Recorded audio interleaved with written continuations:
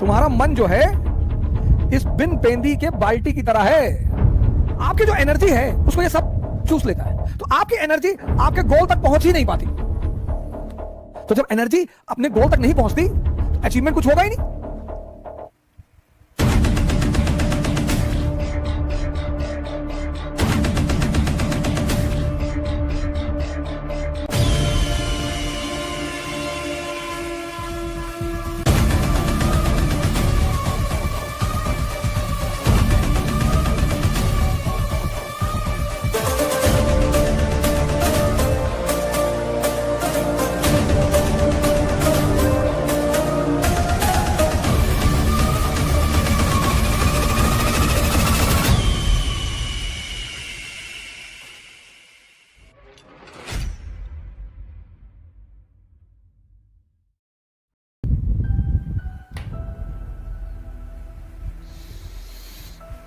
हसन बसरी के पास बगदाद का खलीफा पहुंचा।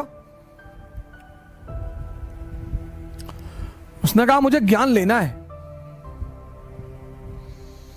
यार, मेरे पास सब कुछ है दुनिया का, मैं तब भी रोता रहता हूं और तुम्हारे पास कुछ भी नहीं है, तुम नाचते रहते हो, मुझे यह कला सीखनी है।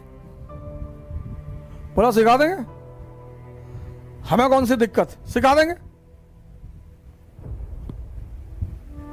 बोला कल आना, कल सुबह आओ 6 बजे। हसन बसरी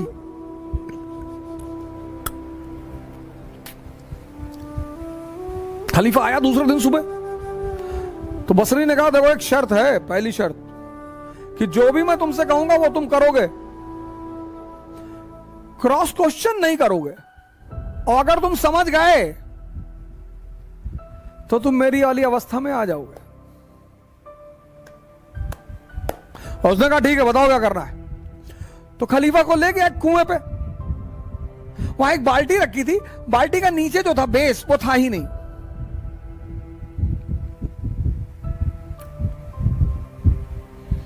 बोला ऐसा करो, पानी भरो इसमें और खेत तक पहुंचाओ।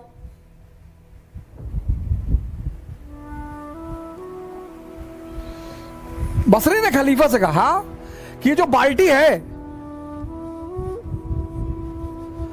इसमें पानी भरो और खेत तक पहुंचाओ, नहर में डालो और खेत तक पानी पहुंचे।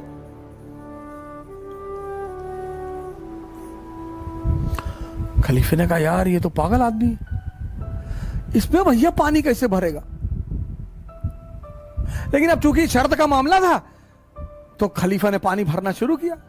वो बाल्टी ऊपर आए ही ना, सारा पानी नीचे ही निकल जाए।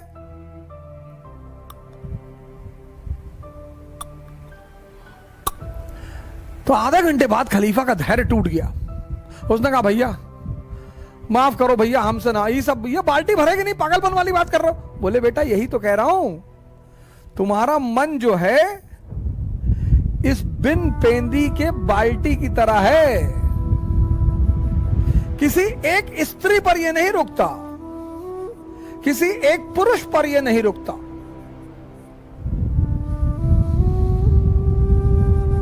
इसका मन जब बस चले तो पूरे दुनिया की स्त्रियों से विवाह कर ले, लेकिन डरता है कि पीटेंगे लोग, तो बड़ी आदर्शमयी बातें करता है। यार दूसरे की स्त्री को नहीं देखना चाहिए और खुद आंख फाड़ के देख रहे हैं।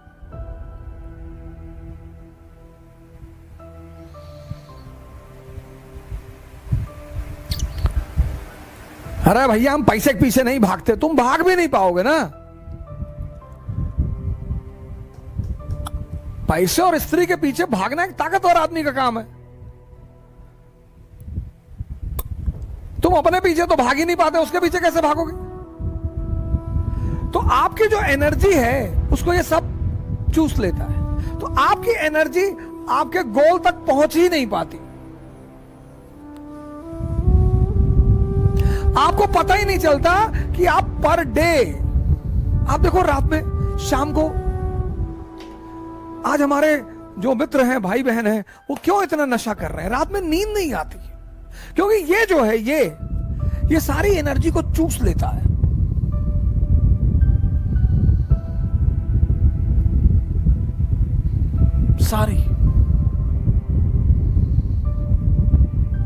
एनर्जी को जहां जाना है वो पहुंचती ही नहीं। तो जब एनर्जी अपने गोल तक नहीं पहुंचती तो अचीवमेंट कुछ होगा ही नहीं।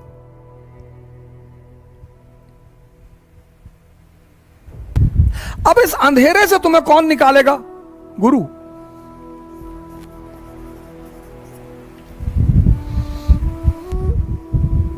तो ये गुरु क्या करेगा? तुम्हें दीक्षा देगा, और दीक्षा देके तुम्हें कहेगा कि भैया, हां, आपने बोला हां, बोले भैया ध्यान करो। ध्यान के चरण, ये दूसरा बड़ा महत्वपूर्ण पहलू, फेसेस। फेसेस, पहला फेस यही इंपॉर्टेंट है सर, मन को समझना या देखना।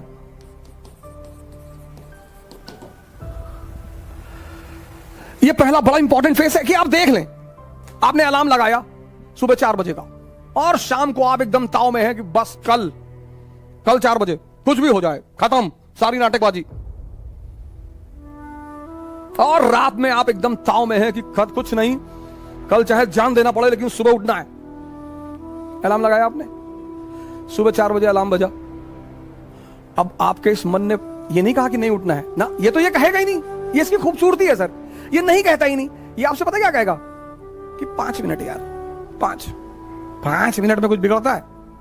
आपको भी लगता है कि हाँ यार 5 मिनट में क्या, 4 बज रहा, 4-5 पे उठ जाएंगे सर। आप इसकी चालाकियां समझो सर। और आपने आंख बंद कर ली, और जैसे ही आपने आंख बंद की, अगली बार जो आपकी नींद खुली तो 8:30 सुबह बज रहे थे। मजा तब आएगा सर, तभी आपको जलील करेगा कि देखो तुम उठ ही नहीं पा रहे हो, तुमसे कुछ। और पूरा दिन आपका भारी रहेगा, आपको पता नहीं चलेगा, क्योंकि ये जलील कर रहा है ना अंदर से।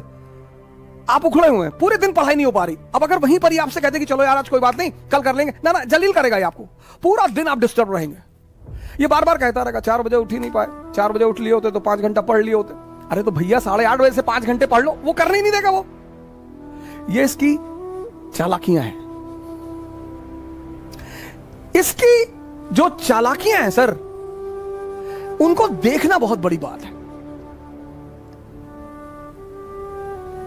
मन को समझना बहुत, यही इसीलिए हिंदुस्तान में एक शब्द है दर्शन। फिलॉसफी के लिए जो हमने वर्ड बनाया है वो है दर्शन, देखकर। Learning by seeing. Western philosophy love for knowledge, उनकी डेफिनेशन अलग है। हमारी फिलॉसफी का जो वर्ड है दर्शन, लर्निंग बाय सीइंग। बुद्ध ने किसी यूनिवर्सिटी में नहीं सीखा स्पिरिचुअलिज्म, देखा। क्या देखा? एक ओल्ड मैन को देखा, एक डेड बॉडी को देखा, एक बीमार आदमी को देखा, और एक सन्यासी को देखा। वहां से क्यूरियोसिटी पैदा हुई। हमारी तो एजुकेशन पॉलिसी ने हमारी क्यूरियोसिटी को तो मार ही डाला। दर्शन। अगर आप मन की इन छोटी छोटी चालाकियों को पकड़ने लगे सर, छोटी छोटी,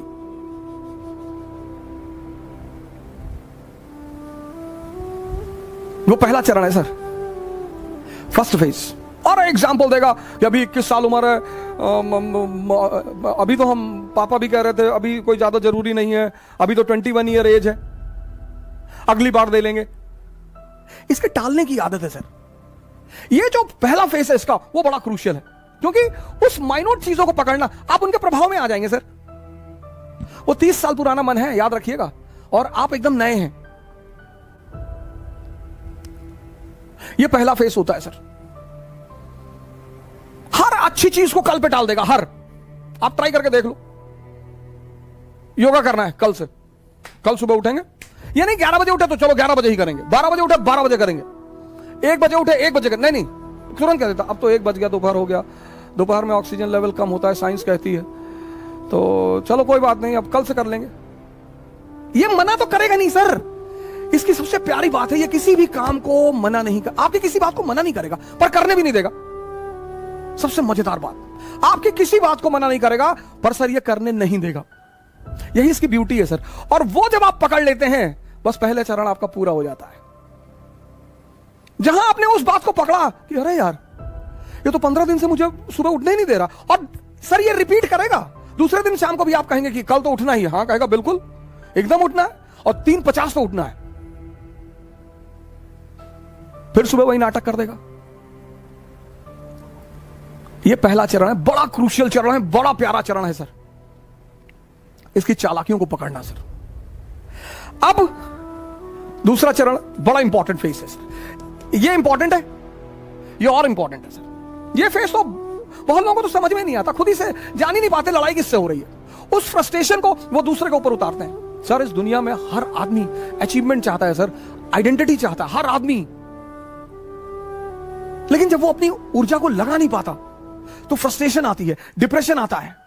मां बाप से झगड़ा कर लेगा, भाई बहन से झगड़ा कर लेगा, दोस्तों से झगड़ा कर लेगा, टीचरों, मतलब लग जाएगा कि आप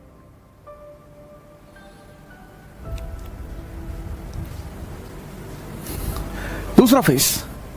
अब मन क्या है, कहां है, यह किसी को नहीं पता सर। जब आप आंख बंद करते हैं ना, थॉट आती है, कहां से यह किसी को नहीं पता सर। हमको लगता है यहीं कहीं से आ रही है, पर स्पेसिफिकली कहां से, जैसे लीवर से क्या निकल रहा है हमें पता है, किडनी से क्या हो रहा है हमें पता है, हार्ट से क्या हो रहा है हमें पता है, लेकिन विचार कहां से आ रहे हैं। अब आप कमरे में बैठे बैठे पढ़ रहे और विचार आ गया कि यार हवाई जहाज गिर गया बिल्डिंग पे, मर गए। अब आप बेचैन हो गए, बाहर निकल आए, बस आ गया थॉट, आ गया, आपको पता ही नहीं चला, थॉट आ गया।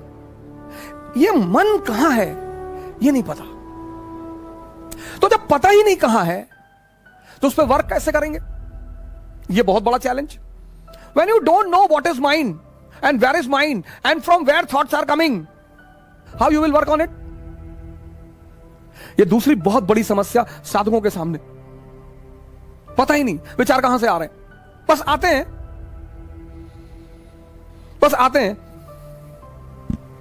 और बहुत बड़ी बात, सब बहुत बड़ी बात, मन के कुछ अगर आप पहलू देखें माइंड के, एक तो पता नहीं विचार कहां से आते हैं, और विचार ऐसे आएंगे